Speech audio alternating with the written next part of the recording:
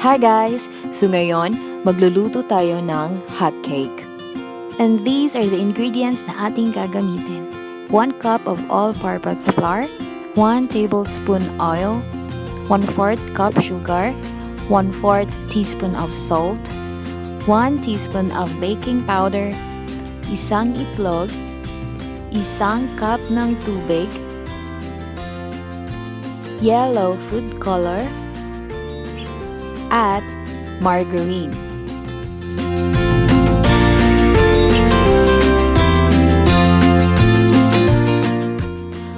First, ilagay natin ang ating dry ingredients sa mixing bowl.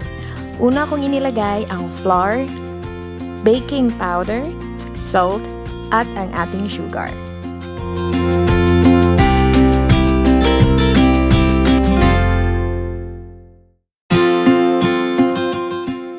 And then, i-whisk natin ito.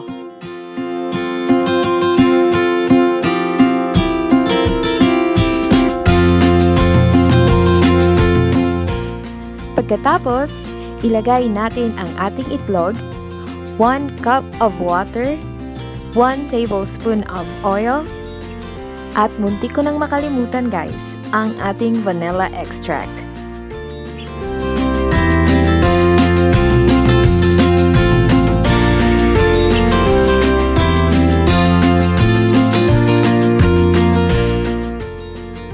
I-whisk natin ang ating ingredients hanggang maging smooth ito at wala ng lumps.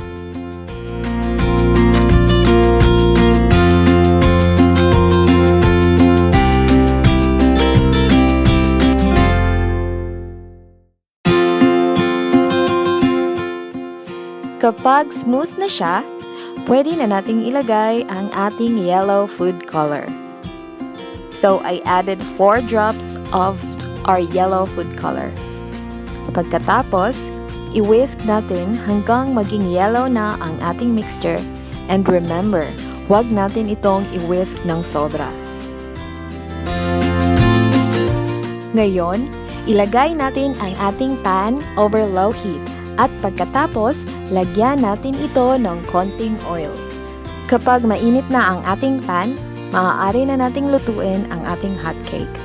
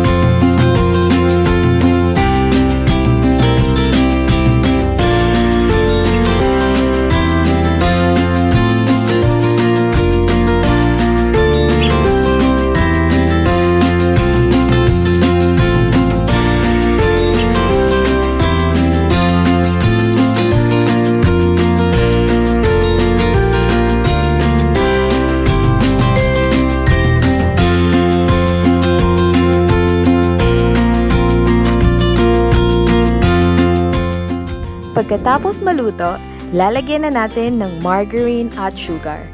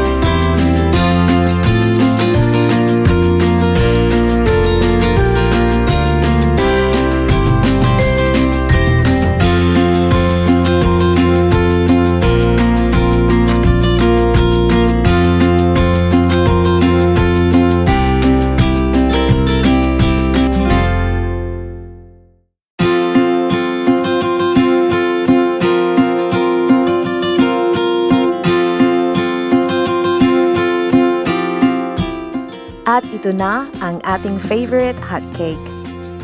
If you're new to my channel, don't forget to like and subscribe for more videos.